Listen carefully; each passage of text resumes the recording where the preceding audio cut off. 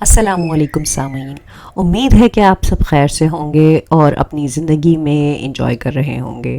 آج میں آپ لوگوں کی خدمت میں بہت ہی بہترین ناول لے کر آئی ہوں، جو کہ ہے ہماری بہت ہی مشہور اور میری فیوریٹ مصنفہ رضیہ بھٹ کا۔ جو ینگ سننے والے ہیں، جو ٹین ایج بچے میرے چینل کو سنتے ہیں، میرے ناولس کو سنتے ہیں، ناٹ میرے ناولس کو جو میں پڑھتی ہوں ان ناولس کو، وہ بے شک نہیں جانتے ہوں گے رضیہ بھٹ کون ہے، مگر جو پرانے سننے والے ہیں جن کی ایج 25 اور 30 کے بعد ہے میں تو وہ ضرور جانتے ہوں گے کہ رضیہ بھٹ جو ہیں ایک مشہور مصنفہ ہیں، اور ان کا بہت ہی مشہور ناول بانو، جو کہ فلم آ گیا تھا داستان کے نام سے، ہم ٹی وی پر ٹیلی کاسٹ بھی ہوا تھا، رضیہ بھٹ کا لکھا ہوا ہے۔ اور ان کے بہت سے الگ الگ ناولس ہیں جو کہ آپ کہہ سکتے ہیں کہ اردو ادب کے بہترین شاہکاروں میں جن کا شمار ہوتا ہے۔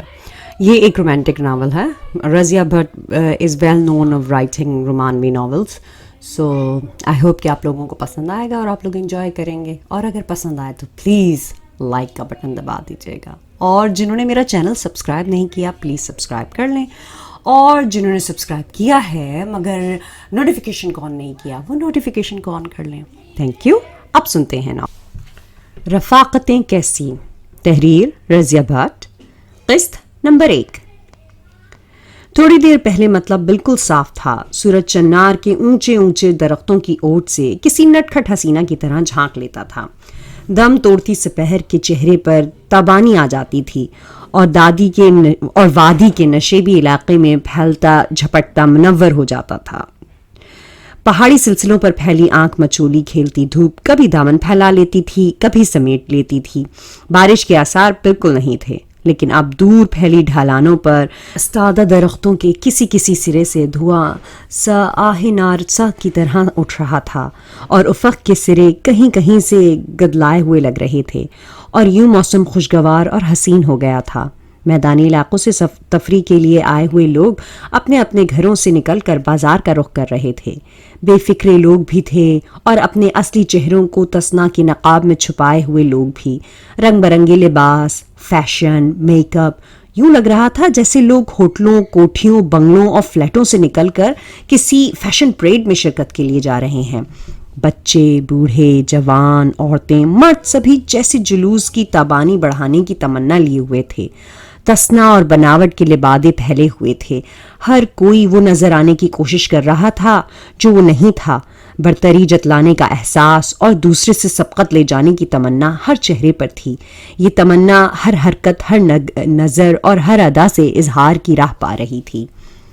دکانیں خوب سجی تھیں، خریداری کی ریل پیل شروع تھی۔ کچھ لوگ واقعی چیزیں خریدنے آئے تھے، کچھ یوں ہی وقت گزاری کے لیے دکانوں میں گھس آئے تھے، چیزیں دیکھ رہے تھے، الٹ پلٹ رہے تھے، بھاؤ پوچھ رہے تھے، اور پھر ناپسندگی کا اظہار کرتے ہوئے نہ خرید سکنے کی حس کو چھپا رہے تھے۔ ہوٹلوں میں بھی خوب رونق تھی۔ پہاڑ کی دل فریب اور بھیگی بھیگی فضا میں موسیقی کا دل نواز ترنم گھل رہا تھا۔ باوردی بیرے چاق و چوبند تھے، سیٹیں پر ہو رہی تھیں، چائے، آئس کریم، کافی، کوکو آنے والوں کی فرمائش پر ہر چیز مہیا کی جا رہی تھی۔ سرگوشیوں کے انداز میں باتیں ہو رہی تھیں۔ یہ خوشگوار آوازیں موسیقی کی گداز میں گھل کر فضا کو مسحور کن بنا رہی تھیں۔ جوں جوں سورج کی روشنی مان پڑ رہی تھی اور درختوں کی آخری پھنگوں میں پھنسا ہوا تھا، دھواں پھیل رہا تھا، بازار کی رونق میں اضافہ ہو رہا تھا۔ دکانوں اور ہوٹلوں میں مرکزی ٹیوبیں جلنے لگی تھیں۔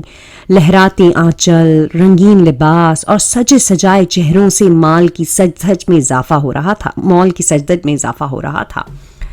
ضیا دوپہر کا کھانا کھاتے ہی بستر میں گھس گیا تھا۔ طبیعت پز مردہ تھی۔ سونے کی کوشش کی تھی لیکن نیند نہ آتی تھی۔ کسی کتاب، کسی رسالے، کسی اخبار کو چھونے تک کو جینا چاہا تھا۔ عجیب سی بےکلی محسوس ہو رہی تھی۔ اس کی وجہ سوائے تنہائی کے اور کچھ نہ تھی۔ اس جان لیوا تنہائی کو گلے لگائے یہ 5واں دن تھا۔ اسے اپنے آپ پہ بے انتہا غصہ آ رہا تھا جو مروت میں مارا گیا، اور اس پرانی طرز کی ٹین کی چھتوں اور لکڑی کے شیشوں والے برآمدوں سے گھرے بڑے سے گھر میں اکیلا رہنے کی حامی بھر لی تھی۔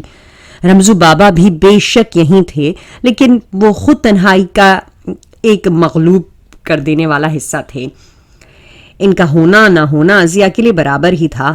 مشین نما رمزو بابا بولتا چالتا بہت کم تھا۔ ماں ہر کام وقت پر بڑی مستعدی سے کر دیتا تھا۔ احساس فرض کے معاملے میں شدت پسند تھا۔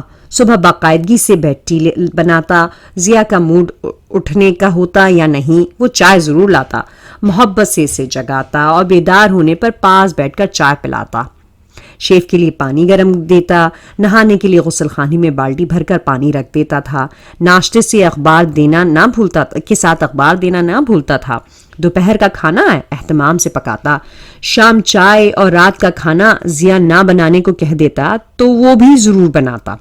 شام کی چائے اور رات کا کھانا ضیا اکثر باہر ہی کھاتا، لیکن رمزو بابا کی اپنی ہی منطق تھی، کچھ نہ کچھ ضرور بنا کر رکھا ہوتا۔ ضیا کہتا بھی تو وہ سر جھکا کر جواب دیتا، صاحب جی کہہ کے گئے تھے کہ آپ کا ہر طرح سے خیال رکھوں۔ ضیا کبھی تو ہنس دیتا اور کبھی جھنجھلا جاتا۔ دو تین دن تو ضیا نے رمزو بابا سے باتیں کرنے کی کوشش کی، بنگلے پر چھائی ہیبت ناک سی خاموشی کو دور کرنے کی کوشش کی، لیکن اس خاموش مشین سے اب وہ اکتا گیا تھا۔ پہاڑی سلسلوں میں بھی خوب گھوما پھرا تھا، ہوٹلوں میں بھی شام کے اداس لمحوں کو دھکیلا تھا، مال پر بھی گھنٹوں چہل قدمی کی تھی، دکان میں بھی گھسا رہا تھا، کچھ ان شن غیر ضروری چیزیں بھی مجبوراً خرید لی تھیں، خاموش قدرتی مناظر کو عکس بند بھی کر کے وقت کو دھکا دیا تھا، لیکن اب وہ ان 5 دنوں میں بے طرح اکتا چکا تھا، اپنے آپ کو کوس رہا تھا۔ اسے سعید سے معذرت کر دینا چاہیے تھی، اسے بھی واپس چلے جانا چاہیے تھا، کوئی اسے یہاں رہنے پر جبرن تو نہیں کہہ سکتا تھا، تو وہ کیوں واپس نہ چلا گیا؟ ضیا نے بستر میں لیٹے لیٹے جیسے اپنے آپ سے پوچھا، جواباً اس کے لب متبسم ہو گئے، آنکھوں میں خوبصورت سی روشنی لہر بن کر پھیل گئی، اور اس نے کروٹ کے بد ہوتے ہوئے سامنے میز پہ پڑی تصویر پر نظریں جما دیں۔ کئی لمحے وہ پلک جھپکے بنا اس تصویر کو دیکھتا رہا، پھر بستر میں اٹھ بیٹھا، سرہانے رکھی سگریٹ کی ڈبیا اٹھائی، سگریٹ نکال کر ہونٹوں میں دبایا اور لائٹر تکیے تلے تلاش کرنے لگا۔ لائٹر کھسک کر بستر میں آ گیا تھا۔ ضیا نے تکیے تلے ہاتھ مارا، پھر تکیا اٹھا کر دیکھا، لائٹر نہ ملا تو تکیا میز پر پھینک دیا، کمبل پرے ہٹایا، لائٹر مل گیا تو اطمینان سے سگریٹ سلگایا۔ لمبے لمبے کش لیتے ہوئے وہ پھر تصویر کی طرف متوجہ ہو گیا۔ دھوئیں کے مرغولوں میں تصویر آڑے ترچھے زاویوں اس پر پھیل رہی تھی، اور وہ متبسم لبوں نیموا آنکھوں سے ہر زاویے کا جائزہ لے رہا تھا۔ یہ تصویر آصفہ کی تھی، سعید کی چھوٹی بہن آصفہ کی۔ کئی لمحے گزر گئے، کتنی ہی گھڑیاں بیت گئیں۔ ضیا پلنگ پر بیٹھا سگریٹ مزے سے پیتا، تصویر کو دیکھتے ہوئے خوشگوار سی سوچوں میں الجھا رہا۔ سگریٹ کے آخری سرے پہ ایک لمبا سا کش لے کر اس نے سگریٹ ایشٹرے کے بجائے دور دیوار کے ساتھ پھینک دیا، جہاں قالین ختم ہوتا تھا۔ اسے سلگ کر بجھتے ہوئے سگریٹ کے آخری ٹکڑے بہت بھلے لگتے تھے، اس لیے اس نے ایشٹرے میں کچل مسل کر کبھی سگریٹ نہ بجھایا تھا، نہ ہی پاؤں تلے روند کر جلنے والی آگ کو ختم کیا تھا۔ جو چیز خود ہی سلگ کر ختم ہو جائے، اس پر ظلم کرنے کی کیا ضرورت، وہ اکثر کہا کرتا تھا۔ اس عادت سے اس کی امی خاصی نالا تھیں، آگ لگنے کا خدشہ ہمیشہ رہتا تھا۔ وہ ایک بار اس کی یہ عادت رنگ بھی لائی تھی۔ ایک دفعہ درزی کا کونا آگ پکڑ گیا تھا، اور دوسری دفعہ جنتے کے پوتے کا پاؤں جل گیا تھا، لیکن سرزش کے باوجود اس نے اپنی یہ عادت ترک نہ کی تھی۔ نیا سگریٹ سلگانے کی ضرورت محسوس تو کر رہا تھا، لیکن اس وقت اس نے سلگایا نہیں۔ شاید اس نشے سے بھی کہیں زیادہ تند کوئی اور نشہ تھا جو اس کے حواس پر مسلط ہو رہا تھا۔ وہ آہستگی سے اٹھا اور برابر والے پلنگ کے اوپر سے ہو کر اس میز تک جا پہنچا جہاں تصویر پڑی تھی۔ اس نے تصویر ہاتھوں میں پکڑ لی اور کھڑکی کی طرف آ گیا۔ باہر حد نگاہ تک اونچائیوں اور گہرائیوں میں سبزہ پھیلا ہوا تھا، شانہ بشانہ کھڑے سرسبز درخت تھے، ڈوبتے سورج کا لال لال گولا بھی نظر آ رہا تھا۔ خون آشام سرخی پھیلی ہوئی تھی، آسمان کے کناروں پر پھیلنے والی سیاہی خون ملی مٹی کی طرح گدلی گدلی نظر آ رہی تھی۔ اونچے اونچے درختوں کی سمت پرندوں کی اڑان تھی، اور ہوائیں قدرے تنگ ہو گئی تھیں۔ باہر کا ایک ناقدانہ جائزہ لینے کے بعد اس نے اپنی نظریں تصویر پہ جما دیں اور پھر بڑبڑایا، محض تمہاری وجہ سے میں یہاں رک گیا۔ مجھے احساس ہوتا کہ یہ قید تنہائی اس قدر گراں گزرے گی تو یقیناً کبھی نہ رکتا۔ اب تو حالت اس گورکن کی سی ہے جو ویرانی کو گلے لگا کر موت کے پرہول سناٹے میں اپنی خوشیاں کھوجتا ہے، ہر مردے کے ساتھ دفن ہوتا ہے اور دوسرے کے لیے جی اٹھتا ہے۔ اس نے تصویر کھڑکی پر ہی رکھ دی اور دونوں کونیوں پر تھوڑی رکھ کر کھڑکی میں کچھ جھکتے ہوئے دور خلاؤں میں گھومنے لگا۔ ہفتہ بھر پہلے وہ سعید کی پرزور دعوت پر پہاڑ پر آیا تھا۔ سعید اس کا بہت ہی پرخلوص اور انتہائی پیارا دوست تھا۔ اس دوستی کو مالی لحاظ سے تو کوئی نسبت نہ تھی۔ سعید ایک امیر کبیر خاندان کا فرد تھا، بہت بڑی جائیداد کے علاوہ لاکھوں کا بزنس بھی تھا، اور اب پاپا کے ساتھ وہ بھی اس بزنس کا پارٹنر تھا۔ امپورٹ ایکسپورٹ کا کام تھا، لیکن ضیاء متوسط طبقے کے ایسے خاندان سے تعلق رکھتا تھا جو ماضی کی خوشکن یادوں پر نہیں جیتا اور نہ ہی مستقبل کے فریب کا سہارا لیتا ہے، جو حال کے لمحوں میں جیتا ہے اور ہر لمحے کو اپنی کوشش اور جدوجہد سے گرفت میں لیتا ہے۔ پھر بھی دوستی کا یہ بندھن بڑا گہرا اور مضبوط تھا۔ یہ بندھن دور کہیں ماضی کے بھولے بسرے ایام سے نکلتا تھا۔ سعید کو اچھی طرح یاد تھا، نہ ضیاء کو، کہ کب وہ پہلی بار ملے تھے۔ سعید ہمیشہ سے کراچی میں رہتا چلا آیا تھا اور ضیاء لاہور۔ سعید اپنے کسی عزیز کے پاس برسوں پہلے لاہور آیا تھا، شاید جب سے دوستی کے تاروں نے جکڑ لیا تھا۔ پھر وہ کئی بار لاہور آیا اور یہ ناتا مضبوط سے مضبوط تر ہوتا چلا گیا۔ اب تو بندھن ٹھوس چٹانوں کی طرح تھا، مضبوط اور مستحکم، معاشرتی حد بندیوں سے بیگانہ۔ سعید اور ضیاء کے خاندانوں میں بھی اسی بندھن کی وجہ سے کچھ راہ و رسم ہو چکی تھی۔ سعید جب بھی لاہور آتا، ضیاء کا گھر اس کا اپنا گھر ہوتا۔ سعید کے ماما پاپا، بڑے بھیا فوزیہ باجی، دولہا بھائی اور آس پاس سبھی ضیاء کے گھر آ چکے تھے۔ اتنی بے تکلفی سے آئے کہ اپنوں کا گمان ہوا۔ ضیاء کبھی کراچی تو نہ جا سکا، ہاں جب یہ مسرور سکنبہ چند ایام اپنے پہاڑی مکانوں میں گزارنے کے لیے آتا تو ضیاء کے بڑے اصرار سے بلایا جاتا۔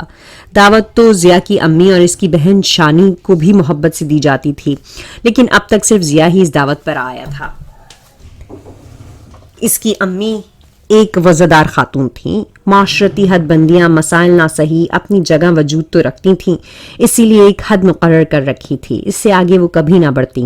اس دفعہ شانی نے اصرار کیا تھا، بلکہ ضد بھی کی تھی، لیکن انہوں نے بڑی ملائمت سے بیٹی کو اونچ نیچ سمجھائی تھی۔ زندگی نے ہر گام پر انہیں ایک تجربہ دیا تھا، ایک سبق سکھایا تھا۔ وہ بہت محتاط تھیں، اپنی مالی حالات اور معاشرتی درجے سے آگاہی مانے تھی۔ ضیاء نے بھی ایک بار شانی کو ساتھ لے جانے کے لیے کہا تھا تو وہ مسکرا کر بولی تھی، میں تو تمہارے بھی اب وہاں جانے کے حق میں نہیں ہوں۔ ضیاء بڑا ذہین نوجوان تھا، ماں کا اشارہ سمجھ گیا تھا، لیکن پھر بھی بہلا پھسلا کر چلا آیا تھا۔ اس سے اپنے آپ سے کوئی خطرہ نہیں تھا، نہ ہی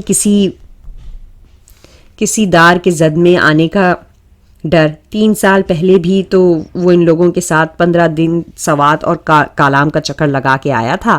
اب کوئی خاص بات تو نہ تھی، وہی لوگ تھے اور وہی اس کا اپنا آپ۔ لیکن وہ سوچتے ہوئے مسکرانے لگا، اس کی جہاں دیدہ نظریں واقعی بہت کچھ دیکھ سکتی تھیں، آنے والے لمحوں کا حال جان سکتی تھیں۔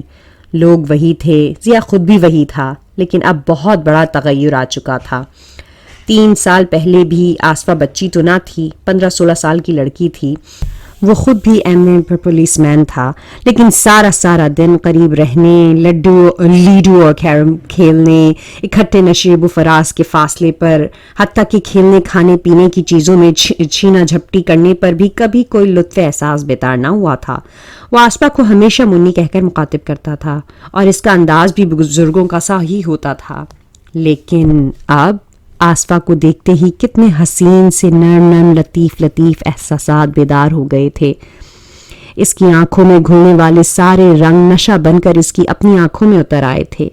وہ اب اس سے بے تکلف نہیں ہوئی تھی، بہت محتاط ہو گئی تھی، جھجکنے لگی تھی، بات پر کانوں تک سرخ ہونے لگی تھی۔ یہی ادائیں ضیاء کے دل پر نقش ہونے لگی تھیں، اسی لیے سب کچھ اچھا لگنے لگا تھا۔ آصفہ کی قربت میں سرور آنے لگا تھا، اسے تنہائی میں باتیں کرنے کی امنگ بیدار ہو گئی تھی. اسے خوابوں میں سجانے میں لطف آنے لگا تھا. بادامی سی لڑکی اسے بے طرح اچھی لگنے لگی تھی. تو کیا وہ اس سے محبت کرنے لگا تھا؟ یہ سوال ایک ابال کی طرح اس کے ذہن میں تھا. نہیں، اس نے سر کو 2-3 بار نفی کے انداز میں جھٹکا. یہ محبت نہیں، اسے محبت نہیں کہتے. یہ یکجائی کا نتیجہ ہے. یہ ہم دونوں کے جمع ہونے کا ثبوت ہے، اور بس. ویسے بھی میں یہ محبت نہیں کر سکتا، اس نے خود ہی کہا اور اپنی حماقت پر خود ہی مسکرانے لگا. اس کی آنکھوں میں امی کا پیکر تھا. امی جو سارا کو اس سے ایک مدت سے منسوب کیے ہوئے تھی. وہ گھبرا کر کھڑکی سے ہٹا، تصویر اپنی جگہ پر رکھی اور باہر جانے کا ارادہ کر لیا. وہ الماری کے قریب آیا، ہینگروں میں لٹکے کپڑوں میں سے پتلون شرٹ اور سویٹر کا انتخاب کیا. کپڑے پلنگ پر پھیلا کر وہ غسل خانے میں گھس گیا تھا. تیار ہوتے ہوئے اس نے کل واپس چلے جانے کا پکا ارادہ کر لیا تھا. بیشتر اس کے کہ انسان ڈوب ہی جائے. ہاتھ پاؤں مار کر کنارے تک پہنچنا سب سے بڑی عقل مندی ہے. بڑے سے لمبوترے آئینے کے سامنے کھڑے ہو کر اپنا سراپے کا جائزہ لیتے ہوئے اس نے سوچا، سعید اور اس کے خاندان والے اب 2-1 دن میں واپس آنے ہی والے تھے. پھر گھر کی حفاظت کے لیے رمزو بابا بھی تو موجود تھے. تیار ہو کے وہ باورچی خانے کی طرف آیا. رمزو بابا رات کے کھانے کے لیے لہسن پیاز چھیل رہے تھے. رمزو بابا؟ جی صاحب، میں باہر جا رہا ہوں. اچھا صاحب، رات کا کھانا نہیں بنانا؟ اس نے ایک لفظ پہ زور دے کر بلند آواز سے رمزو بابا کے کان کے قریب ہو کر کہا تھا. میٹھا بنا دوں گا صاحب، اور گوشت تو چڑھا بھی دیا ہے، وہ سر ہلاتے ہوئے بولا. خواہ مخواہ ضائع کرو گے. سعید صاحب کا حکم ہے سرکار. کیا؟ آپ کے لیے اچھا کھانا بنایا کروں، چاہے میں کھاؤں یا نہ کھاؤں؟ جی صاحب. او خدایا. ہاں تو سنو رمزو بابا، میں کل واپس جا رہا ہوں. کہاں صاحب؟ اپنے گھر. کیوں؟ بس اکیلے رہتے رہتے عاجز آ گیا ہوں. 2 دن بعد سب آ جائیں گے صاحب، لیکن اب یہ 2 دن میری برداشت سے باہر ہیں. نہیں صاحب جی، آپ نہیں جا سکتے. سارے گھر کی ذمہ داری وہ آپ کے اوپر ڈال کر گئے ہیں. مجھ سے نہیں سنبھالا جائے گا صاحب. کوئی چیز ادھر ادھر ہو گئی تو اپنے آپ میں طاقت نہیں ہے، مجھ سے نہ سنبھالا جائے گا. وہ آ جائیں تو چلے جائیے گا. ضیاء نے بہت سمجھایا لیکن رمزو نہ مانا. قہر درویش برجان درویش. ضیاء الجھتا ہوا بنگلے کی پچھلی طرف سے اوپر جانے والی پٹگنڈی پر ہو لیا. سعید کے خالو کا حیدرآباد میں ایکسیڈنٹ ہو گیا تھا. سب کو اچانک جانا پڑا تھا. خالو بچ گئے تھے، فون آ گیا تھا، لیکن جانے آنے میں پورے 7 دن تو لگنا ہی تھے. ضیاء الجھتا ہوا اوپر جانے لگا.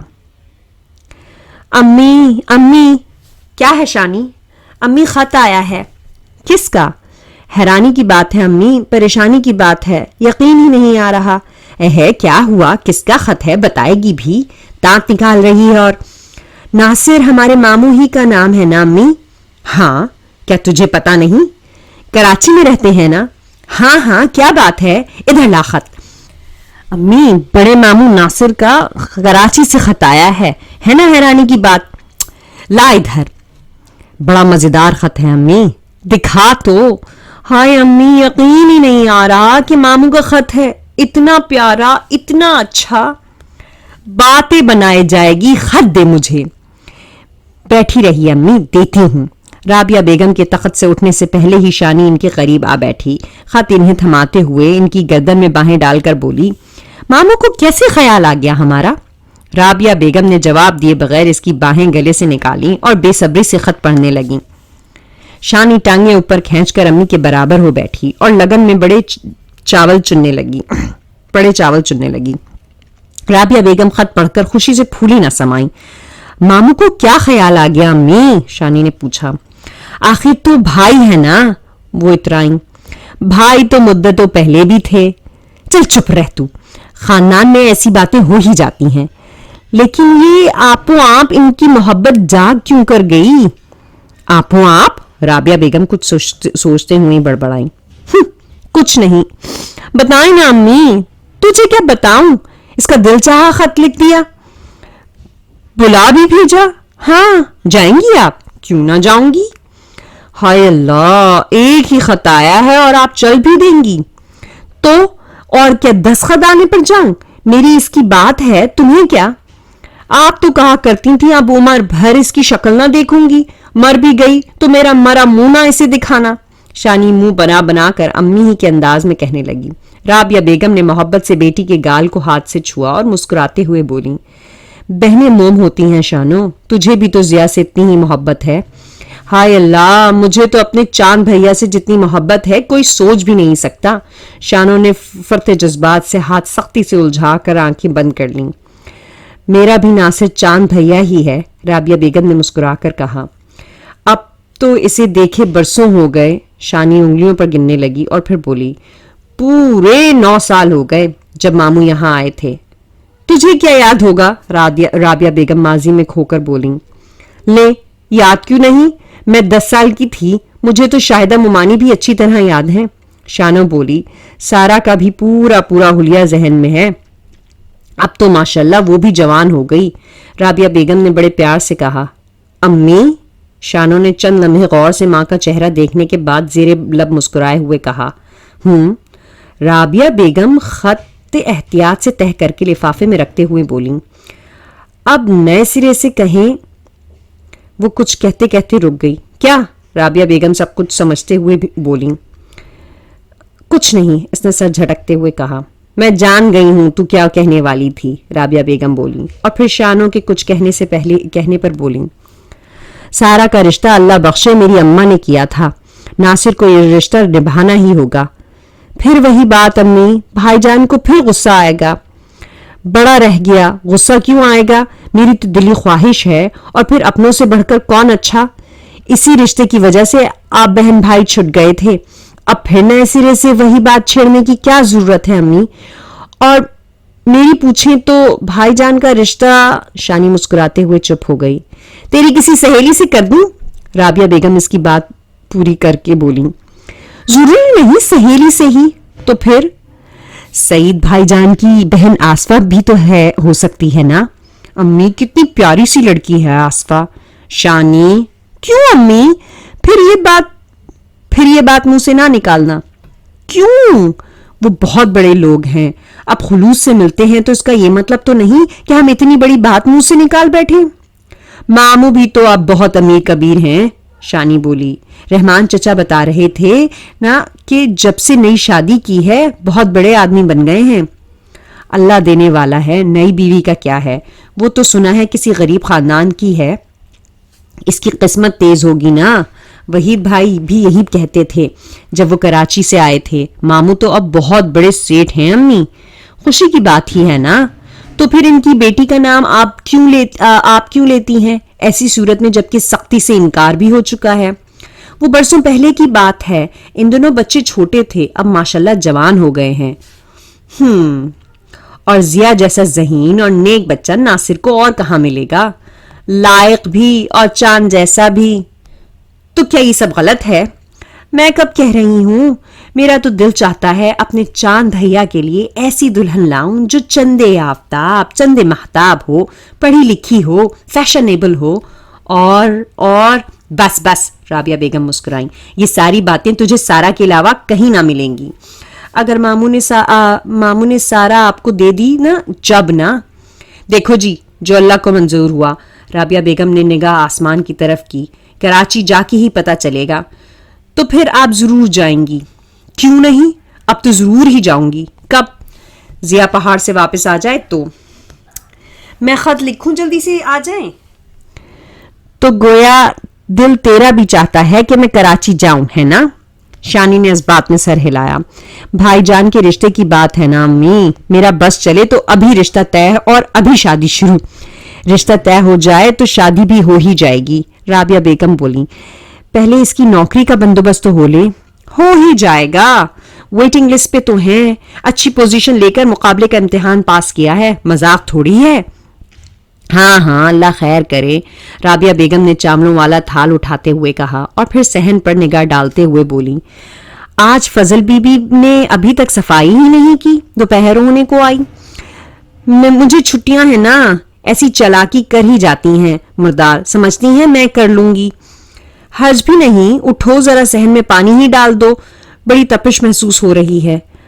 پہاڑ پر چل دیتی تو اچھا ہی تھا نا، یہاں کس قدر گرمی ہے، اف اللہ رات کو کتنا حبس تھا، اور وہاں لوگ کمروں میں لحاف تان کر سو رہے ہوں گے، بارشیں شروع ہو گئیں تو یہاں بھی موسم کچھ بدل ہی جائے گا، رابعہ بیگم نے چاول چنتے ہوئے کہا۔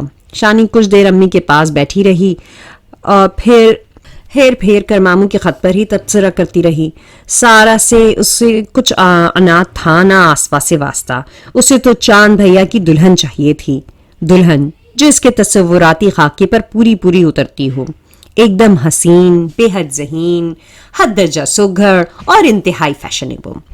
18-19 سالہ شانی اکلوتی اور چھوٹی ہونے کی وجہ سے خاصی لاڈلی تھی۔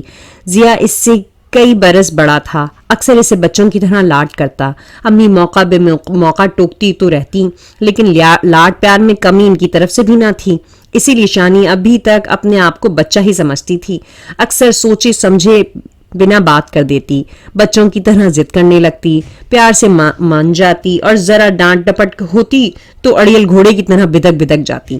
ضیا کی دلہن کا تصوراتی خاکہ جو اس نے بنا رکھا تھا، اس پر کئی لڑکیوں کو جانچ پرکھ چکی تھی، اپنی کئی سہیلیاں، سہیلیوں کی بہنیں، کزن، بہت سی لڑکیاں دیکھی تھیں، لیکن جانچ تول کے پیمانے پر کوئی بھی پوری نہ اتری تھی۔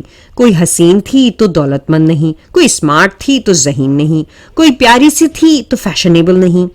وہ اپنے اس تصوراتی خاکے کو اکثر ضیا کے سامنے بھی پھیلا دیتی اور پھر نام لے لے کر لڑکیاں گنواتی، ان کی خوبیاں، ان کی خامیاں بغیر لگی لپٹی کہے جاتی، اور پھر سب ہنس کر سب نام پر لائن پھیر دیتی۔ ضیا اس کی باتوں سے بہت محظوظ ہوتا، کبھی کبھی اسے چھڑنے کو کہتا، شکل دیکھی ہے اپنے بھیا کی، یہ منہ اور مسور کی دار، لنگور کا لنگور بھائی ہے، کماتا وماتا ایک دھیلا نہیں ہے، اور خواب دیکھے جاتے ہیں نایاب چیزوں کے۔ شانی ان باتوں سے فنا ہو جاتی، ضیا کو اس کی خفگی مہنگی پڑتی، صلح ہو جانے کی صورت میں وہ بھیا سے تاوان لیا کرتی، جو چھوٹا موٹا تحفہ ہوتا، کبھی کتاب، کبھی قمیض کا پیس، کبھی چپل، اور کبھی صرف ٹافیوں کا پیکٹ۔ تاوان ضیا بھی لیا کرتا، جب قصوروار شانی ہوتی تو صلح کے لیے اسے ہاتھ آگے کرنے پڑتے، بھیا تاوان ضرور وصول کرتا، جو قمیض دھو کر استری کرنے، جرابیں رفو کرنے اور کمرے کی صفائی پر منتہج ہوتا تھا۔ برسوں پہلے اماں جی کے پرانے حویلی نما گھر میں بھرا پورا کنبہ رہا کرتا تھا۔ اماں جی کے دیور دیورانی اوپر والی منزل میں رہائش پذیر تھے، ایک بھائی بھاوج ڈیڑھی کے ساتھ والے 3 کمروں میں رہتے تھے، اور خود اماں بھی اپنے 5 بیٹیوں اور ایک بیٹی کے ساتھ نچلے حصے میں رہا کرتی تھیں۔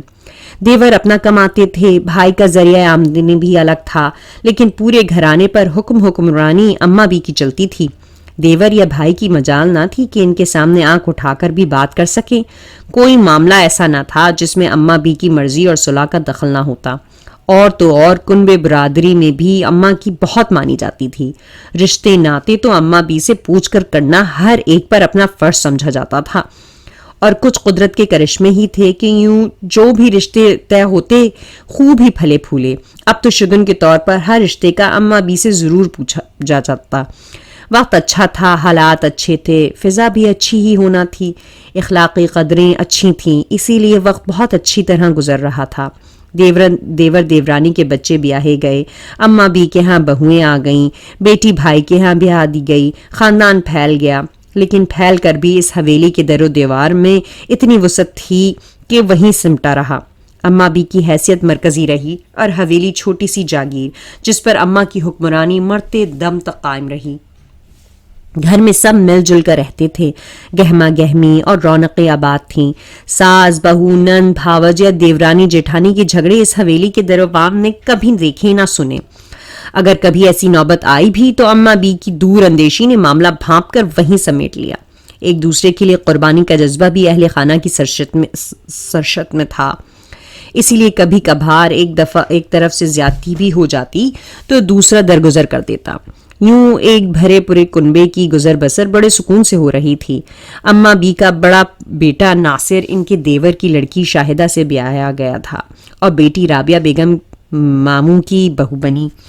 ناصر رابعہ سے کئی برس بڑا تھا، دونوں کے درمیان میں 3 بھائی اور بھی تھے، لیکن ناصر کی بیٹی سارہ رابعہ کے بیٹے ضیا سے 8 سال چھوٹی تھی۔ ناصر اور شاہدہ کے ہاں شادی کے کوئی 10 سال بعد بڑی منتوں مرادوں سے سارا پیدا ہوئی تھی. اس کے بعد پھر کوئی بچہ نہ پیدا ہوا. یوں سارا جہاں ناصر اور شاہدہ کی متاع حیات تو تھی ہی، لیکن دادی اور سب گھر والوں کی آنکھوں کا تارا بھی تھی. اماں بی نے سارا کے پیدا ہوتے ہی اس کے رشتے کا اعلان بھی کر دیا. میں زندہ رہی تو خود یہ شادی سر انجام دوں گی، مر گئی تو میری وصیت ہے کہ ضیا اور سارا کو اس ازدواجی بندھن میں باندھ دیا جائے. بات پہلے مذاق کی حد تک ہی محدود رہی. رابعہ بیگم بچی کو جب بھی گود میں لیتی میری بہو رانی، میری بہو بیگم جیسے الفاظ کہہ کر پیار کرتی. شاہدہ بھی ضیا کو چھیڑتی، لیکن جب بچے قدرے ہوش مند ہو گئے تو شاہدہ کو یہ مذاق برا لگنے لگا. وہ کہتی اللہ جانے کیا حالات ہوں، بچوں کے سامنے اب ایسی باتیں نہیں ہونا چاہیے، جب جوان ہوں گے دیکھیں گے. لیکن یہ بات دبے دبے الفاظ ہی میں کہہ پائی تھیں. اماں بی کے ہوتے ہوئے ان کی بات رد کرنے کا حوصلہ اور جرت کسی میں نہیں تھا. رابعہ بیگم مذاق میں سنجیدہ ہو گئی تھیں. ایک تو بچی اپنا خون تھی، دوسرے اماں بی کے ہاتھوں جوڑا ہوا رشتہ. یہ بات ہی خوشگوار ازدواجی زندگی کی علامت تھی. سارا کو ضیا کی دلہن بنانے کا بڑا پختہ عزم کر بیٹھیں. وقت کا دھارا بہتا رہا، حالات بدلتے رہے، خیالات بدلتے گئے. اماں بی جو حویلی میں ایک مرکزی کردار تھیں، لقمہ اجل ہو گئیں.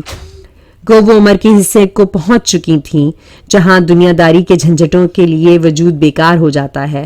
پھر بھی سب کو محبوب تھیں، سب کا بندھن تھیں، رابطہ تھیں. یوں لگتا تھا جیسے وہی ایک نقطہ تھی جسے مرکزی حیثیت مان کر خطوط اوپر نیچے دائیں بائیں کھینچے جا سکتے ہیں. یہ نقطہ مٹ گیا تو خطوط بکھر گئے، ان کی ترتیب بدل گئی. پہلے ہر کوئی اماں بی تک پھیلا ہوا تھا، اب اپنی ذات میں سمٹنے لگا، اپنے مفاد کو اپنی آنکھوں سے دیکھنے لگا. اجتماع کی جگہ انفرادیت آنے لگی. ایک خاندان کی بجائے اب حویلی میں مختلف خاندان نظر آنے لگے، اور ظاہر ہے مختلف خاندانوں کو سمیٹنے کے لیے حویلی کا حلقہ تنگ ہی تھا. کوئی بہتر مستقبل کی تلاش میں اس حویلی کو چھوڑ کر شہر نکل گیا. کسی نے الگ گھر لے لیا، کسی نے بنگلہ خریدا، کوئی کوٹھی میں جا بسا. تسبیح میں پروئے دانے تاگا ٹوٹ جانے سے بکھر گئے. شاہدہ کی خواہش بھی تھی کہ گھٹن کے اس ماحول سے فرار پائے. اکثر ناصر سے کہتی رہتی سارا کا ضیا سے کھیلنا تو اسے ایک آنکھ نہیں بھاتا. رابعہ بیگم کا عزم اب تک نہیں ڈگمگایا تھا. اکثر وہ اس رشتے کو استواری کی دعا کرتی، شاہدہ کو بھی احساس دلاتی رہتی. ناصر تو صرف ہنس کر ٹال دیتا، لیکن شاہدہ اب نفی کا اقرار کرنے لگی تھیں. ضیا اور سارا بچے تھے، کھیل اور لڑائی لازم و ملزوم تھی. لاکھ منع کرو انہوں نے کھیلنا ہوتا تو اکٹھے ہو ہی جاتے، لڑنا ہوتا تو انجام و عواقب کی پرواہ کیے بغیر لڑ پڑتے. زیادتی دونوں میں سے کسی کی بھی ہوتی، شاہدہ مورد الزام ضیا کو ہی ٹھہراتی. بعض اوقات تو اس کا رویہ اتنا نازیبا ہوتا کہ رابعہ بیگم چھوڑ دوسرے دیکھنے والے بھی حیران رہ جاتے. رابعہ درگزر کرنے کی عادی تھیں، ہنس کر بات تلخ ہونے سے بچا لیتی، سنجیدگی کو مذاق میں بدل دیتی. لیکن وہ محسوس کر رہی تھیں کہ شاہدہ کو بڑی خار چڑھتی تھی، مذاق میں بھی بگڑنے لگتی تھیں. وہ جب بھی ضیا کی شکایت کرتی، رابعہ ہنس کر کہتی تمہارا ہی داماد ہے، جیسا بھی ہے اسی سے نبھا کرنے کی عادت ڈالو بھابی. ویسے میرا بیٹا لاکھوں میں ایک ہوگا، چراغ لے کر ڈھونڈو گی تو بھی ایسا ہرگز نہیں ملے گا بیٹی کے لیے. پہلے تو شاہدہ صرف منہ بنا کر رہ جاتی تھیں، لیکن آہستہ آہستہ دو ٹوک جواب دینے لگیں. مجھے یہ باتیں بالکل پسند نہیں ہیں، خبردار جو آئندہ میری بیٹی کا نام یوں لیا تو. کھینچا تانی شروع ہو چکی تھی. شاہدہ دامن کھینچ رہی تھی. دراصل اس کا ارادہ اپنے بھانجے سے یہ ناطہ طے کرنے کا تھا. ساس کی موجودگی میں تو کھل کر کہہ نہ سکی تھی، لیکن اب دو ٹوک کہنے لگی تھی. رابعہ بیگم کا عزم بھی پختہ سے پختہ تر ہوتا جا رہا تھا. معاملہ ضد کی حدود میں آ گیا تھا. ماہ و سال گزرتے چلے گئے. ناصر بھی روزگار کے بہتر وسائل کی تلاش میں ملک سے باہر چلا گیا. بیوی اور بچوں کو بھی وہیں بلا لیا. پھر رابعہ بیگم نے بھی اپنا نیا گھر تعمیر کروا لیا. یوں حویلی میں دوسرے عزیزوں کو رہائش پذیر چھوڑ وہ اپنے نئے نئے گھر آ گئیں. وقت بدلا، حالات بدلے. شاہدہ کو دیار غیر میں موت آ گئی. پھر رابعہ بیگم پر بیوگی ٹوٹی. ضیا اور شانی دو ہی بچے تھے جن پر ان کی حیات کی ساری رونقیں مرکوز ہو گئیں. 8-9 سال پہلے جب ناصر واپس ملک آیا اور کراچی میں کاروبار کیا تو ایک چکر پرانے آشیانے کا بھی لگا لیا. رابعہ بیگم نے اپنی دیرینہ خواہش کا احساس دلایا. اماں بھی کے ناطے کی یاد دہانی کرائی تو اس نے اپنے آپ کو مرحومہ کی خواہش کا پابند پاتے ہوئے معذوری ظاہر کر دی. شاہدہ مرنے سے پہلے صاف طور سے کہہ گئی تھیں کہ سارا کا رشتہ اختر سے طے کیا جائے. رابعہ بیگم جزبز تو بہت ہوئیں، تان و تشنا سے کام بھی لیا، لیکن ناصر نے سنی انسنی کر دی. سارا ان دنوں 9-10 سال کی بچی تھی، اس لیے اس معاملے پر بحث و تمہیز کو ضروری نہ سمجھا. یوں بھی جن ممالک میں وہ رہ آیا تھا وہاں ان جھنجھٹوں کا سوال ہی نہ تھا، عادی ہی نہ رہا تھا. پھر وہ کراچی ایسا گیا کہ کسی کی کبھی یاد ہی نہ آئی، نہ خیال آیا. رابعہ بیگم اپنی الجھنوں میں جکڑی رہیں. بچوں کی پرورش اور نگہداشت ہی بڑا اہم مسئلہ تھی. ضیا بڑا ذہین بچہ تھا، ماں کی تربیت رنگ لائی، بڑا ہونہار نکلا، ہر امتحان بڑے اعزاز سے پاس کیا. ایف اے کے بعد آرمی میں جانے کی اس کی دلی خواہش تھی، لیکن ماں نے اپنے ایک بیٹے کو جانے نہ دیا. ضیا نے ایم اے کیا اور پھر مقابلے کا امتحان بھی پاس کر لیا. رابعہ بیگم کی سوئی ہوئی خواہش اب پھر جاگ اٹھی تھی. ضیا جیسا گبرو جوان، جس کا قد 6 فٹ سے بھی نکلتا تھا، جس کا مضبوط جسم خوبصورت بھی تھا، جس کا اخلاق اور کردار مثالی نہ صحیح بلند اور مضبوط ضرور تھے، جو وجاہت اور مردانہ وقار کا مرقع تھا، سارا کے لیے ہر لحاظ سے موزوں تھا. امید اب جاندار یوں بھی ہو گئی تھی کہ اختر امریکہ انجینئرنگ کے لیے گیا تو وہیں شادی بھی رچا لی. شاہدہ کی خواہش اور وصیت ٹوٹ گئی تھی. ادھر ناصر نے بھی دوسری شادی کر لی تھی. رابعہ بیگم یہ سمجھنے میں حق بجانب تھیں کہ ناصر کی اپنی دلچسپیاں ہوں گی. سارا کے مستقبل کا سوچنے کا انہیں بھی اب پورا حق ہے. بہن بھائی میں اب کوئی تعلق تھا نہ واسطہ. خطوں کا سلسلہ منقطع ہوئے ایک مدت ہو چکی تھی. ناصر کبھی آیا تھا نہ رابعہ کبھی کراچی گئی تھی. کبھی کوئی عزیز رشتہ دار آتا جاتا تو خیر خبر مل جاتی. ناصر کا کاروبار اب بہت بلندیوں پر تھا.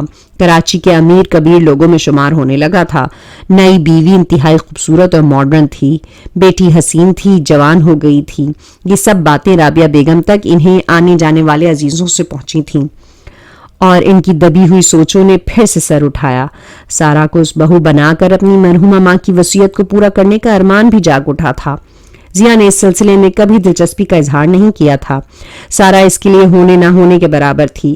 جن خطوط پر رابعہ بیگم سوچتی تھیں اس نے کبھی نہیں سوچا تھا، بلکہ اکثر اسے ان باتوں سے اپنی انا پر چوٹ سی لگتی محسوس ہوتی اور وہ غصے میں بھی آ جاتا تھا.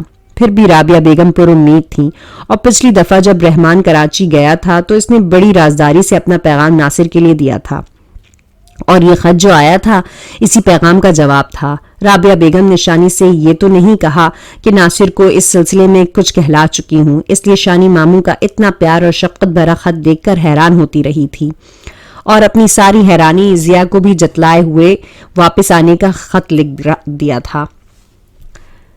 اس نے مال کا پورا چکر لگا لیا. سورج اب غروب ہو چکا تھا. سیاہیاں اجالوں کو نگل رہی تھیں. ٹھنڈا سا ملگجا سا اندھیرا پھیل رہا تھا. دکانوں کی مرکزی ٹیوبیں روشن تھیں. سڑکوں پر لگے بڑے بڑے کھمبوں پر لٹکتے بلب جل اٹھے تھے. ان کی روشنی اب مان تھی. اندھیرا تاحال اندھا نہیں ہوا تھا. روشنیوں کا دم بھی تو اندھیروں سے آباد تھا. جتنے اندھیرے سیاہ ہوں گے روشنی اتنی ہی تابناک ہوتی چلی جائے گی. اپنے طور پر روشنی کچھ بھی تو نہیں. ضیا بنگلے کا سہارا لے کر کھڑا ہو گیا. اندھیروں اور اجالوں کا امتزاج اسے بڑا پرفریب لگا تھا. مال کی گہما گہمی دم بدم رنگین ہوتی جا رہی تھی. نمائشی جلوس بڑھتا پھیلتا جا رہا تھا. آنچل لہرا رہے تھے. لباسوں کی سرسراہٹیں پھیل رہی تھیں اور خوشکن قہقہے دل فریب ہنسیاں اور گمبھیر آوازوں کی گفتگویں مل کر سمے کو خوبصورت بنا رہی تھیں. ضیا تلخ سی خوشگواری محسوس کر رہا تھا. اکیلا پن یہاں بھیڑ بھاڑ میں بھی بری طرح محسوس ہو رہا تھا. موسم کا حسن اپنی جگہ اثر انداز تھا. جی چاہتا تھا کل واپس چلا جائے اور یہاں کی فضا دامن بھی کھینچ رہی تھی. آسودگی کے لمحوں کا جو نکھار یہاں تھا اور کہیں بھی نہ مل سکتا تھا. 2-4 دن تو کیا کسی وقت تو جی چاہتا عمر ہی یہاں بیت جائے. اس نے سگریٹ سلگایا اور دھیرے دھیرے کش لیتے ہوئے گرد و پیش کا جائزہ لینے لگا. کبھی اس کا رخ سڑک کی طرف ہو جاتا جہاں رنگ و بو کا سیلاب سا نظر آتا. نگاہیں کبھی کبھی کسی حسین چہرے پر اٹک بھی جاتیں. کوئی خوبصورت جسم بھی توجہ اپنی طرف مبذول کر لیتا. چند لمحے رنگین ہو جاتے. اس کے لبوں پر دھیما سا تبسم بکھر جاتا اور کبھی وہ اپنا رخ دوسری سمت پھیر لیتا جہاں نشیبوں سے بلندیاں اٹھتی چلی جاتی تھیں اور درختوں سے ڈھکی ڈھالانیں اندھیروں میں ڈوب رہی تھیں. ان ڈھالانوں پہ بنے مکانوں کی بتیاں دور سے یوں لگ رہی تھیں جیسے سینکڑوں جگنو جگمگ کر رہے ہوں. کتنی دیر وہ ان مناظر سے لطف اندوز ہوتا رہا. پھر تنہائی کا احساس ڈسنے لگا اور اس تنہائی کے دلگداز احساس کا سرا آسفا سے جا ملا. درمیان سقط کی عام سی لڑکی اس کے حواسوں پر چھا رہی تھی. وہ ایک ٹانگ جنگلے پر رکھ کر گھٹنے پر کوہنی ٹکاتے ہوئے جنگلے پر جھک کر بڑے انہماک سے اس کے متعلق سوچنے لگا. وہ اپنے آپ کو مجبور پاتا تھا. رمزو بابا سے جو اس نے کل چلے جانے کی ضد کی تھی وہ ایک دم فریب لگی. وہ یہاں سے کہاں جا سکتا تھا؟ آسفا تو زنجیر بن کر اس کے قدموں کو جکڑ چکی تھی. آسفا. اس نے سگریٹ کا ایک لمبا کش لیتے ہوئے زیر لب دہرایا اور پھر اس کی سوچیں گمبھیر ہوتی چلی گئیں. وہ ایم اے پر پولیس کی طالبہ تھی. یونیورسٹی میں خاصی مقبول تھی. کچھ تو اس کا پس منظر اس مقبولیت کا باعث تھا, کچھ اس کی اپنی ذات اور شخصیت. دبلی پتلی سنہری رنگت والی یہ لڑکی خوبصورت بے شک نہ تھی لیکن اسمارٹ بہت تھی اور جاذبیت اور صلاحیت رکھتی تھی. یونیورسٹی میں کئی اس کے پردانے تھے. کچھ غریب لڑکے بھی اس کا دم بھرنے کی جرت کرتے تھے کہ اسے غریب اور متوسط طبقے کے لڑکے لڑکیوں میں مقبول ہونے کا ڈھنگ خوب آتا تھا. محلوں میں شہزادیوں کی سی آن بان سے رہنے والی یہ لڑکی سوشلسٹ نظریے کی پرچاک تھی. یونیورسٹی کے فنکشنوں میں دھواں دھار تقاریر کیا کرتی تھی. اونچے اونچے فلک بوز محلوں کو زمین بوز کر دینے کے نعرے لگاتی تھی. دولت کی غیر مساوی تقسیم کے خلاف کھلے بندوں باتیں کرتی تھی. لیکن یہ دوسری بات ہے کہ اگر کسی دن گھر سے گاڑی وقت پر یونیورسٹی نہ پہنچتی تھی اور اسے بس یا ٹیکسی سے گھر آنا پڑتا تو طوفان اٹھا دیتی. یوں آنا اس کی شان کے خلاف ہو جاتا تھا. اچھے اور جدید طرز کے لباس پہنتی. پرفیومز کی دیوانی تھی. اس کی سنگار میز پر میک اپ کی قیمتی چیزوں میں غیر ملکی پرفیومز کی خوبصورت شیشیاں نمایاں ہوتی. جب کوئی عزیز یا دوست باہر جاتا تو اس کی ایک ہی فرمائش ہوتی, میرا پرفیوم لانا نہ بھولیے گا. اب تو اس نے باہر سے چیزیں منگوانے کا مسئلہ از خود حل کر لیا تھا. 2-3 ایئر ہوسٹس دوست بن گئی تھیں. وہ اس کے لیے باہر کے ملکوں سے رنگ رنگ چیزیں لے آتی اور منافع کی بھاری سی شرح رکھ کر اس پر فروخت کر دیتی. 30 پیسہ اس کے یہاں کوئی مسئلہ نہ تھا کر دیتی. پیسہ اس کے ہاں کوئی مسئلہ ہی نہیں تھا, اس لیے اپنی من پسند چیزیں منہ مانگے داموں خرید لیا کرتی تھی. ڈریسز کے علاوہ میک اپ کی چیزیں, جرسیاں, پل اور جوتے تک وہ باہر سے منگواتی تھی. کارک سول کے اونچے پلیٹ فارم کے جوتے اس کے درمیانے قد کو خاصا اونچا بنا دیتے تھے. ماما کے پاس نیا پرانا بے شمار زیور ہونے کے باوجود آرٹیفیشل جیولری کی بھی بڑی شوقین تھی.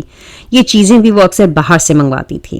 اپنے ہاں کی پیتل موتیوں اور کانسی کی بنی انگوٹھیاں, آویزے اور بالے بھی بہت پسند تھے.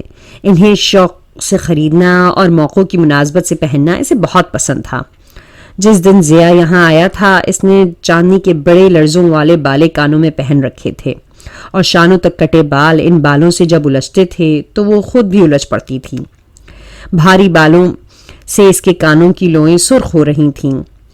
ہلکی ہلکی درد کا احساس اس کے چہرے سے آیا تھا. یہی بات ضیا کو اتنی اچھی لگی تھی کہ اس نے بے اختیارانہ بالوں کی تعریف کی تھی. اور آسفا نے یہ بالے مسلسل 2 دن پہنے تھے. ضیا ان بالوں کی خفیف کپکپاتی لرزشوں میں کھویا تھا. سگریٹ انگلیوں ہی میں جل کر راکھ ہو رہا تھا کہ اچانک اس کے کندھے پر کسی نے زور سے ہاتھ مارا. السلام علیکم. بڑے پرجوش انداز میں ہاتھ بڑھاتے ہوئے انور بولا. ضیا گھوم کر اس کی طرف مڑا. او انور. جوابی نعرہ بھی بڑا پرجوش تھا. مسافے کے لیے بڑے ہاتھ کو نظر انداز کرتے ہوئے ضیا نے دونوں ہاتھ بغل گیر ہونے کے لیے بڑھا دیے.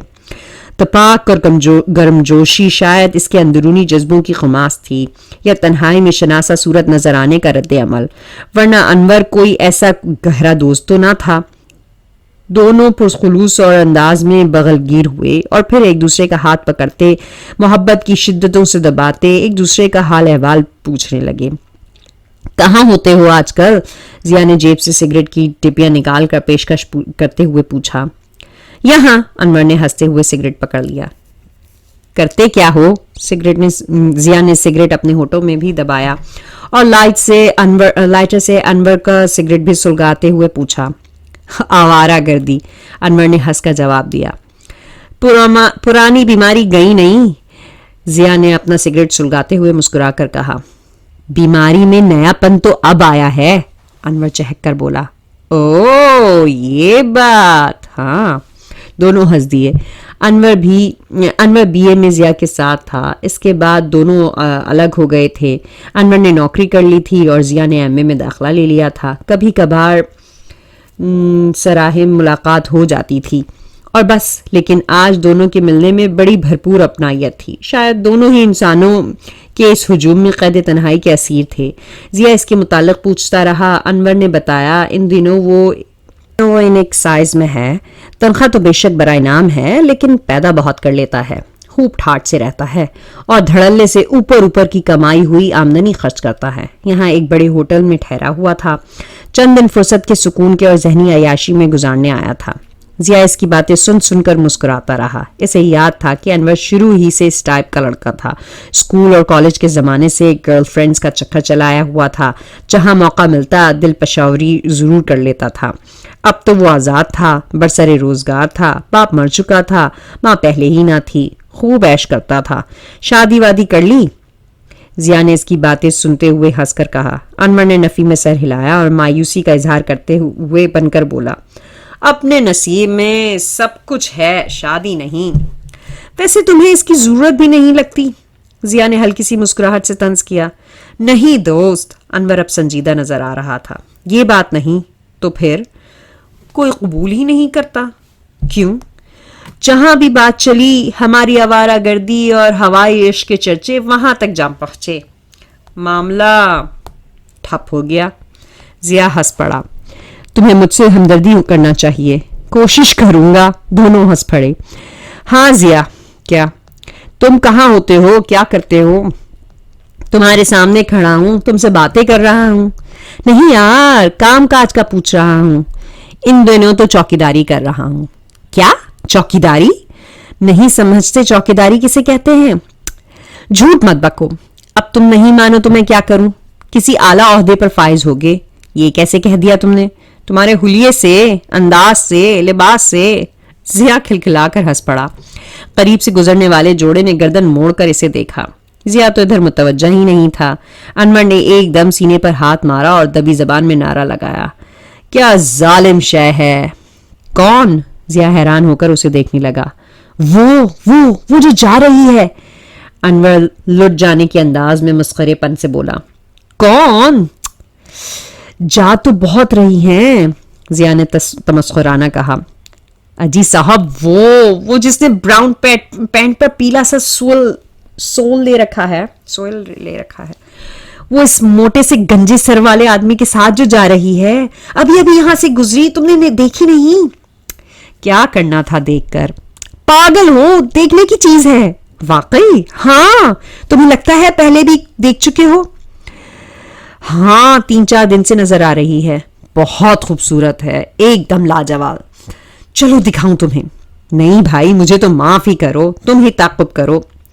حرج کی کیا بات، یہاں تعقب بری بات نہیں، ہر کوئی ایک دوسرے کے پیچھے لگا ہوا ہے۔ چلے آؤ۔ نہیں یار، اس معاملے میں بخشو مجھے، اب اتنے پاک باز بھی نہ بنو، مضحکہ خیز لگو گے۔ حد ہو گئی۔ چلو پھر دیکھو، وہ بھیڑ میں گم ہو چکی ہے۔ اسے پتہ چل گیا کہ جناب اس کے عاشقوں میں شامل ہو گئے۔ تو کیا ہوگا؟ تو کیا کرے گی؟ اس نے نہ کیا تو اس کے شوہر ضرور مرمت بنا دے گا تمہاری۔ وہ گنجا موٹا، خدا کی قسم اس عورت کے ساتھ کسی طرح بھی تو سوٹ نہیں کرتا، بیچاری قسمت پھوٹی ہوئی لگتی ہے۔ बेचारी इसे कहकर अलमंजर इंसान के साथ जाने कैसे दिन गुजार रही होगी। जिया अनवर की बेतों की बातों पर हंसने लगा। नहीं जाओगे? जिया को जंगले से इत्मीनान से टेक लगाए देखकर अनवर रूठने के अंदाज में बोला। चलता हूं, लेकिन इस औरत का पीछा नहीं करना, यूं ही चलते हैं। आओ तुम्हें अच्छी सी चाय पिलाऊं, मुफ्त की पीने को के तो आदी हो गए होगे, जिया ने छेड़ा। अनवर ने जेब पर हाथ मारते हुए कहा, बहुत माल है यार अपने पास, तुम आओ तो सही। वैसे भी इतनी देर से यहाँ खड़े हुए मायूब बात है। क्यों? लेकिन अनवर ने इस क्यों का जवाब देने के बजाय इसका हाथ पकड़ खींचा, और जिया भी जो इतनी देर से खड़ा हुआ था बोर हो चुका था, इसलिए इसके साथ चल पड़ा। लोगों के बहते सैलाब में वो भी बहने लगा। जिया का अंदाजा पहले का था और अनवर जल्दी जल्दी कदम उठाने को बेताब था। जल्दी चलो ना, अनवर ने नया सिगरेट सुलगाते हुए कहा। चल तो रहा हूं, मरे क्यों जा रहे हो? इसी सड़क पर ही होगी, इसे जमीन खा जाएगी ना आसमान निकल जाएगा। हो सकता है अभी वापस ही आ रही हो। नहीं, वो होटल में जाएगी। तो इसका सारा प्रोग्राम तुम्हारे इल्म में है? 3-4 दिन से यही देख रहा हूं। गोया उलझ बैठे हो। जिया ने सिगरेट का धुआं इसके चेहरे की तरफ छोड़ते हुए हंसकर कहा। ओ नहीं यार, यही तो जुल्म है कि मुझे कोई समझ ही नहीं पाता। फट आवारागर्दी का लेबल चस्पा कर देते हैं। अब तुम्हारी इस हरकत पर कौन शरीफ आदमी आवारगी का लेबल तुम पर चस्पा ना करेगा? मुझे अच्छी सूरतें भली लगती हैं, तस्कीन सी मिलती है, रूहानी आसूदगी मिलती है, जहन को सुकून सा मिलता है, बेचैनियों को चैन आ जाता है, बस इससे आगे कुछ नहीं। बड़े उस्ताद हो, इतनी सफाई पेश करने की जरूरत नहीं, बढ़े चलो अपनी राह पर। जिया ने इसके कंधे को मानीखेज अंदाज में दबाया। जिया की बात का जवाब देने के बजाय वो एकदम बेकाबू सा होते हुए बोला, जिया जिया वो क्या? जिया ने पूछा। वो आ रही है, इसने सरगोशी करते हुए हाथ के खफीफ से इशारे से बताया। जिया ने इस तरफ देखा। वो रुक गई है, कोई मिलने वाला नजर आ गया शायद, अनवर बेताबी से बोला। फिर जिया का हाथ पकड़कर इसे तकरीबन धकेलते हुए इस दुकान के बरामदे में जा पहुंचा जिसके ऐन सामने वो खड़ी थी। गंजे सर वाला मोटा सा ठिगना आदमी दूसरे 2 आदमियों से बेतकल्लुफी से बातें कर रहा था और वो अलग थलग सी खड़ी थी। इर्द गिर्द लोग ही लोग थे, चकाचौंध रोशनियां थीं और वो इन सब में एक मुनफरिद सी शय लग रही थी। बरामदे में रंगारंग चीजें देखने के बहाने अनवर इसे ही देखी जा रहा था। जिया ने पहले सरसरी सी नजर इस पर डाली, फिर दोबारा देखा। तीसरी नजर इसके चेहरे पर अटक गई और वो पलकी झपका कर इसे देखने लगा। इसका चेहरा जिया की नजरों के लिए बिल्कुल अजनबी नहीं था, लेकिन इसे याद भी ना आ रहा था कि ये चेहरा वो पहले कहाँ देख चुका है। वो चंद लम्हों बाद वहां से चली गई, लेकिन जिया सोचों में गुम चेहरे की मानूसियत की मुतालिक गौर करता रहा। अनवर चंद लम्हे उसे देखता रहा, फिर मुस्कुराया और जिया के कंधे पर हाथ मारते हुए खिलखिलाकर हंस पड़ा। बस गए? ओ नहीं, मैं सोच रहा हूं सूरत मानूस है, कहीं पहले भी देखा है इसे, याद नहीं आ रहा कहाँ देखा है। यहीं देखा होगा। जिया कुछ जवाब ना दे सका। एक अजीब सी उलझन होने लगी। याद करने पर भी जब कुछ याद ना आए तो ऐसा ही होता है। अनवर बातें किए गया और जिया बज़ाहिर बातें सुनता रहा, लेकिन जहन कुरेद में लगा रहा। फिर भी याद ना कर सका कि चेहरा जो मानूस सा है, इस मानूसियत की असास किस बात पर है। End of the episode. बाकी सुनिए आइंदा।